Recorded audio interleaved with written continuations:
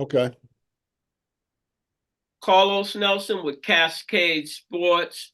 And today we've got someone that when Mr. Nelson didn't have nothing but a little Sony $200 camera. And when I started out, I had come to this gentleman because he had been in the videography business, had cameras, and was doing some big things. This is back in really probably 209, 210, and I wanted to shoot our first segment of Coach's Corner on our sports network, and he was gracious enough to let us use his cameras and came down and shot the video for us at the Ninth Inning Sports Bar, which is no longer there on 18th and Vine.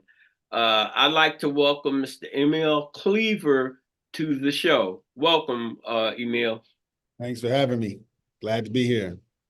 Hey, let's get right down to it. As I said off cameras, you've been around long enough, watched enough. You know the drill. Let's go back to kindergarten, and I want you to really give an insightful view of Emiel Cleaver, because as I said off camera, a lot of people have misconceptions when you have a name like Cleaver, especially here in Kansas City, well-known dad in the political realm, congressman.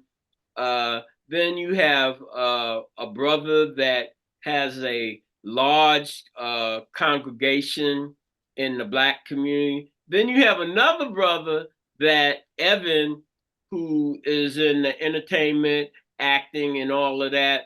And a lot of people have, like, you privileged, and that you don't have to work as hard for whatever it is that you're doing, whatever endeavor, and might not get far as I'm concerned, because I told you I was one. I was like, man, the Cleveland boys, what am I going to be listening to them? But once I took the time to listen, I was like, oh, they really talking about something. Uh, and then I listened to another segment, really talking about something. And then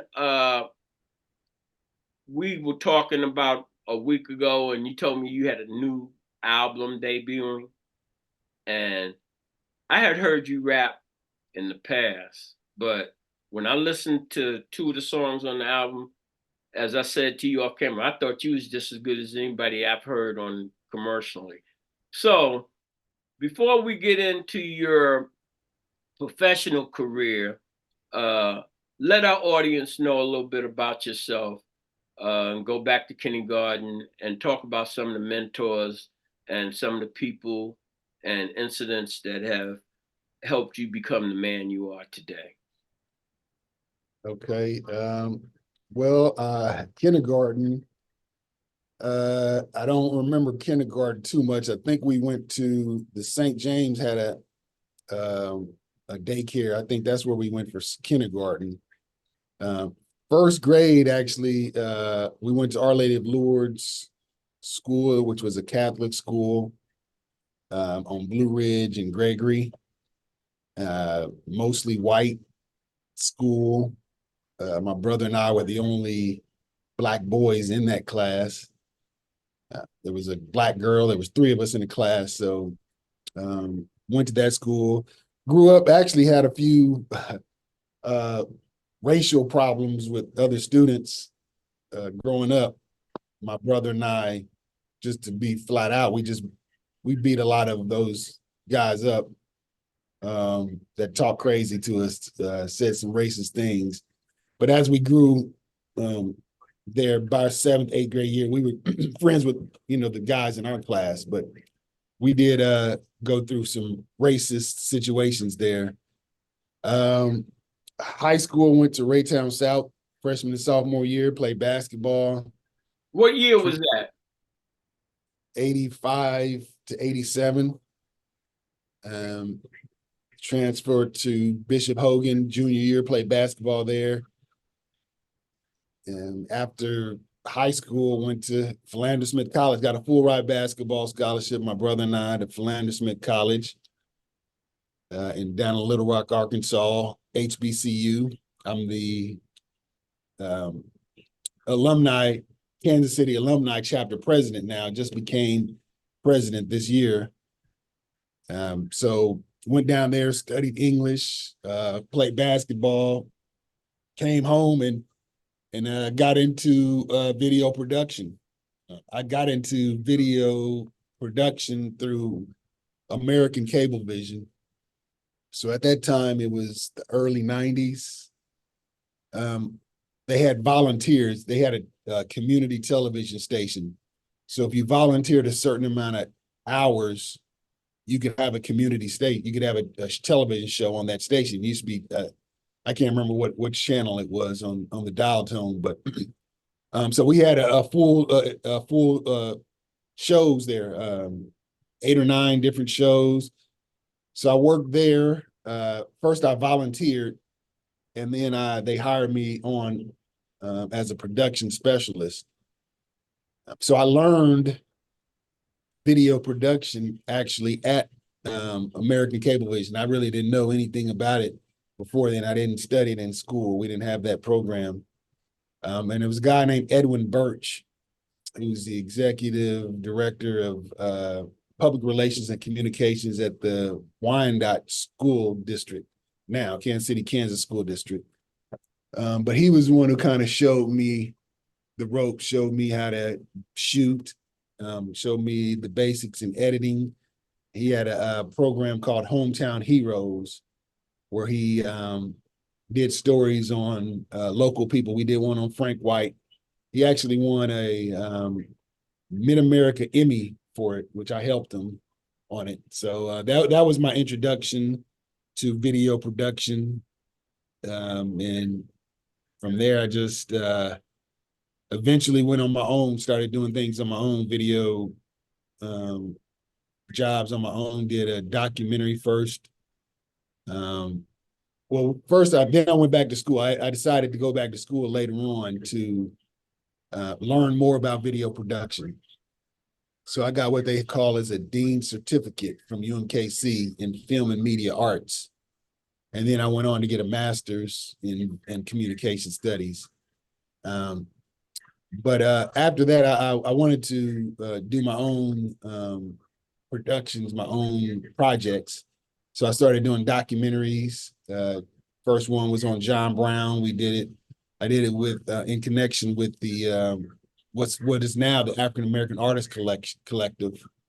Then I did one on Freedom Incorporated, which kind of, I guess, put me on the map as far as documentary filmmaking here in Kansas City. We had a premiere at the library. And I believe to this date is still the largest crowd at the Kansas City Public Library. And after that, on the plaza? Yeah, on the plaza. That's where I started Cascade Sports. That auditorium is large. You had the large. Well, see, that was packed, and then it was so many people they had to actually open it up upstairs, and they brought in a screen so the people upstairs can watch it. That's how packed it was. Yeah, we got a lot of marketing on that deal. So yeah, it turned out real I well. saw it at the gym. I did have it later on, years later. Yeah, well, all right, that's when I seen it. Yeah. After that, I did a documentary on First Baptist Church in Kansas City, Kansas. They were celebrating 155 years. I did one on Bruce Watkins, which I'm now the executive director of the Bruce Watkins Cultural Heritage Center. Did a short documentary that's available here in the center. And after that, I did a documentary on Leon Jordan, where it was played on Channel 41 and which was the other one? Channel 41 and Channel 4, I believe. And won awards on that documentary, won several awards. Right now, working on another documentary. Really can't talk about it until probably a little bit later this year, but it's going to be my biggest one yet. lot of money put into this one, so I'm looking forward to it. Boy, That's a brief yeah, but introduction. see, that's why I'll be always saying kindergarten, right? Just in this interview, had no idea you got no daggone masters, had no idea about some of the things that you talked about, had no idea that you played basketball. Less more a scholarship, less more both of y'all doing your twin had no idea. And I bet a dime to a dollar, whoever listens to this interview, they had no idea. So now So basketball was a big part of my life growing up. Hey man, I'd have been selling wolf tickets to you. I take you to the hole and then you embarrass me. Yeah. So let's get into now your and for the record, I need all them documentaries on our network. I had no idea. See, your documentaries, all I knew was the Freedom Now.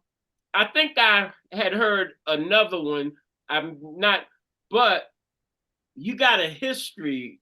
And I'm seeing, first thing came to my mind was Rodney Thompson and Stinson as the premier Black videographers, film, and that type thing.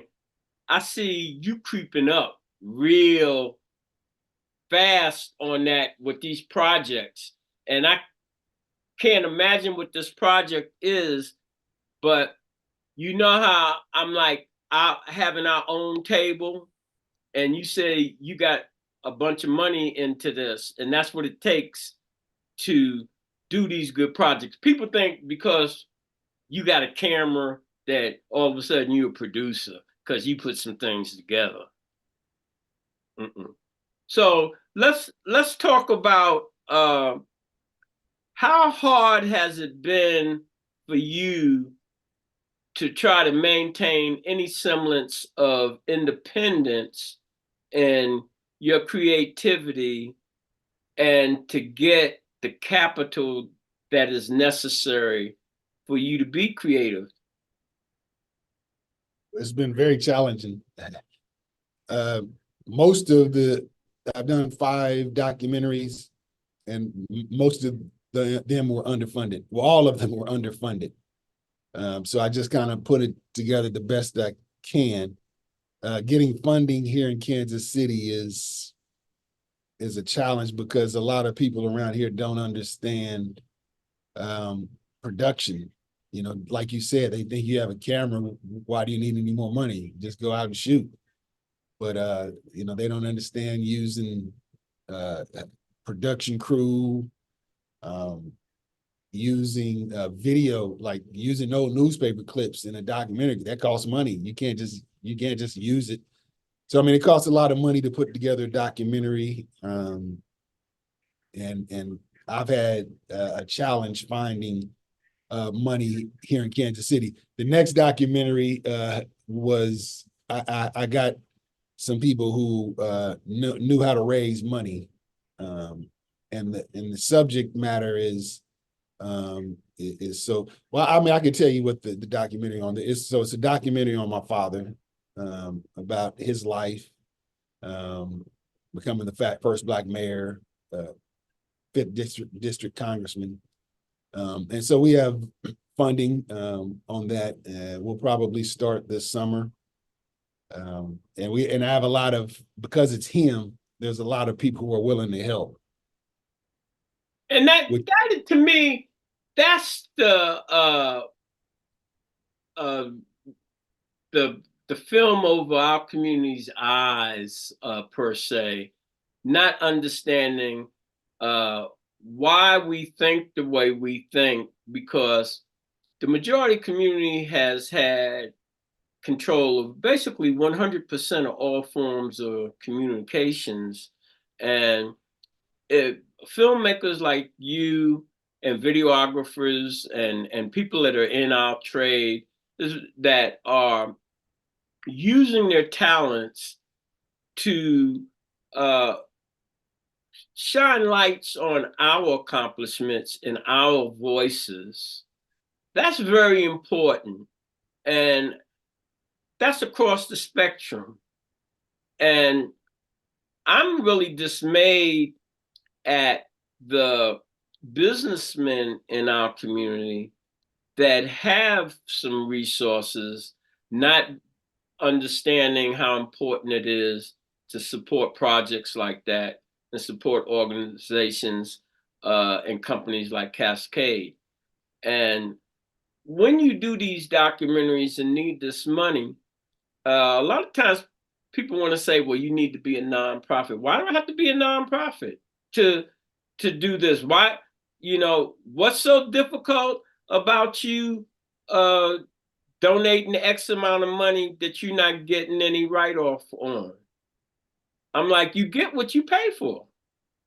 Yeah, that's hard to do. I've actually worked with documentaries on the past, nonprofits on my past documentaries, because people wouldn't just give the money straight to me. They would work with the nonprofit. So I've worked with nonprofits in the past and probably continue to do that.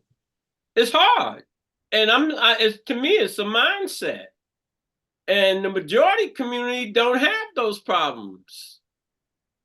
And I'm like, that's where the program that we have, the conversation and the program Chopping It Up with the Cleavers has to get more exposure. Because if we don't talk about these issues, they're going to be the same issues for your kids and their kids. Yeah. If we don't try to come together. So at this point, let's talk about your new album. Okay. Run it down. How many albums have you done? How many pieces have you done? Run down that history, your rap history, music history. So yeah, a lot of people probably don't know this. My brother and I, we started writing music probably when we were 8 or 9 years old. But back then it wasn't rap. It was songs. And we used to perform them for our family. But then in high school, we started getting into rap music, writing raps. So this is actually my 9th project that I put out. And all of the other ones you can find online. But yeah, this is the 9th project. It's called Undeniable. And I named it that because in 2024, the things that I do, no one can deny me. I feel like I know a lot of people say this is my year, but this is going to be my year, and I won't be denied. No one, no person, no object, nothing can deny me. So that's why I kind of named it that. The first single, which is the video, will drop next month, called Feel the Saxophone. I was asked to put together a jazz hip hop song for the 50th anniversary of rap hip hop in Kansas City, the celebration at the Gym Theater last August. So I put that song together for that show, and then just that was the first song on the album, and just finished that up. There's 8 songs. It's probably not like some of your listeners may hear us rap and have an idea of what it sounds like. I think in 8 songs I used profanity one time, and that was just to get a point across. It wasn't gratuitous. So it's really kid friendly. There's a lot of there's some positive songs on there, feel good songs, one called Every Day. Just talking about how you should enjoy life every day because it's so short. Yeah, so there's a few songs on there that I'll be making videos for, and the album is available on all streaming platforms right now. All right. And what's the name of the album again? Undeniable. Undeniable. And I want to mention, you You say mentioned, all streaming platforms. Some of my people might not understand what that means. Name a couple of platforms and so on, so they can go directly. so Spotify, Apple Music, iTunes, YouTube Music, anywhere you get your music, you can find it. All right. I always wanted to go back. You mentioned Rodney and Stinson, so they were kind of mentors to me when I first started. Rodney, I worked with him at the Jazz Museum. We worked in the film with the film collection. But yeah, he's helped me out, showed me how to edit things, and there was also someone named Marty Blackmore who worked on Channel 5 for many years. I think he was maybe the second Black cameraman in Kansas City. He started in the military. But yeah, Marty Blackmore, Rodney and Stinson, Edwin Birch, they were kind of mentors in the video production arena. Well, Rodney was the first one when he did documentary on one of them cowboys. I forgot which one, him and Stinson. This was back when their office was on Armour and they were in the Gates Center.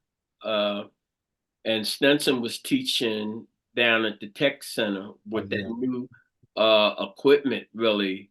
And that's the thing. Most of these people think their little camera can compare to some of these cameras costing $50,000, $100,000. The internet is more forgiving than TV, so you can get away with a lot of things. Yeah.